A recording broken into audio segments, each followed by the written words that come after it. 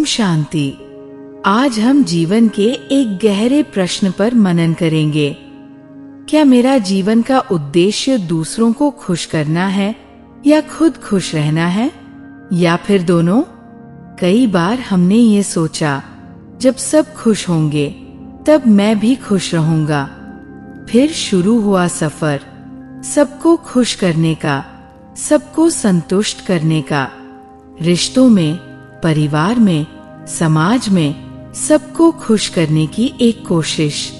लेकिन साल दर साल बीतते गए, 10 साल, 20 साल, और अब भी क्या सब खुश है? नहीं, कोई न कोई किसी न किसी बात से असंतुष्ट है। कोई आपकी बात से, कोई आपके काम से, कोई आपकी चुप्पी से। तो फिर क्या होगा? जब सब संतुष्ट होंगे तब मैं खुश हो पाऊंगा? क्या वो दिन कभी आएगा? सच्चाई यह है, अगर हम अपनी खुशी दूसरों की संतुष्टि पर निर्भर करते हैं तो वो खुशी हमेशा अधूरी रहेगी। अब एक नया समीकरण बनाते हैं। पहले मैं खुश रहूंगा, फिर मैं दूसरों को खुश करूंगा। क्यों? क्योंकि जो खुद खुश है वही दूसरों को असली खुशी दे सकता है। खुशी कोई गिफ्ट नहीं जो हम लपेट कर दे दें। ये तो एक वाइब्रेशन है, एक ऊर्जा है जो हम अपने शब्दों, कर्मों और सोच से फैलाते हैं। अब सोचिए, एक माता पिता अपने बच्चों के लिए सब कुछ करते हैं, पढ़ाई, कपड़े, सुविधा, आराम, लेकिन साथ में चिंता भी करते हैं, डरते भी हैं, गुस्सा भी करते हैं। तो बच्चों को क्या मिलता है? सिर्फ सुविधा?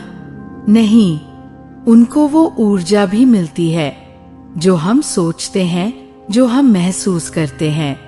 यही अगर वो माता पिता खुद भी शांत, संतुलित और खुश रहें तो वो बच्चे को सिर्फ संसाधन नहीं देंगे, बल्कि एक सुंदर ऊर्जा देंगे जो जीवन भर उसका आधार बनेगी।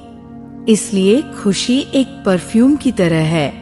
आपने लगाया और आसपास के लोग उसे अनुभव करते हैं। आपको अलग से बताना नहीं पड़ता। अब सवाल, क्या हम सदा खुश रह सकते हैं? हाँ, बिल्कुल। लेकिन पहले ये स्वीकार करना होगा कि टेंशन बाहर से नहीं आती।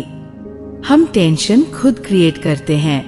एक ही परिस्थिति में 5 लोग होते हैं, सबकी प्रतिक्रिया अलग। क्यों? क्योंकि टेंशन परिस्थिति से नहीं आती, हमारे सोचने के तरीके से आती है। जब हम ये स्वीकार करते हैं कि मेरे हर भाव का, हर विचार का क्रिएटर मैं हूँ, तभी हम अपने जीवन के रिमोट कंट्रोल को खुद के हाथ में लेते हैं।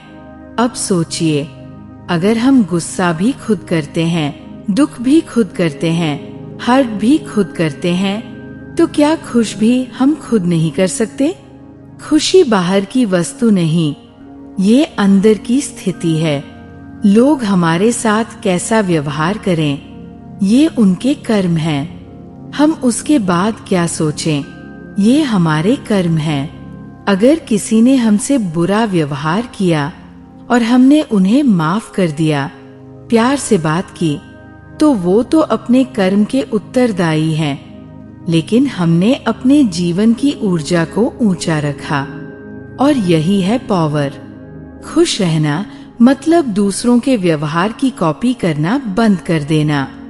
अब फैसला हमें करना है। हम दूसरों की वजह से सोचेंगे या हम अपने सोच की वजह से सोचेंगे? अगर हमने सोच लिया कि कोई जैसा भी है, मैं अपनी सोच, अपने व्यवहार, अपनी ऊर्जा को शुद्ध रखूंगा, तो वही दिन से हम अपने जीवन की दिशा बदल देंगे। और तब हमें दूसरों को खुश करने के लिए कुछ विशेष करने की जरूरत नहीं रहेगी। हमारी उपस्थिति, हमारा शांत और प्रेमय चित्त ही उन्हें खुशी देगा। तो आज से नया मंत्र, मैं खुश हूँ और मेरी खुशी सबके लिए वरदान है। ओम शांति।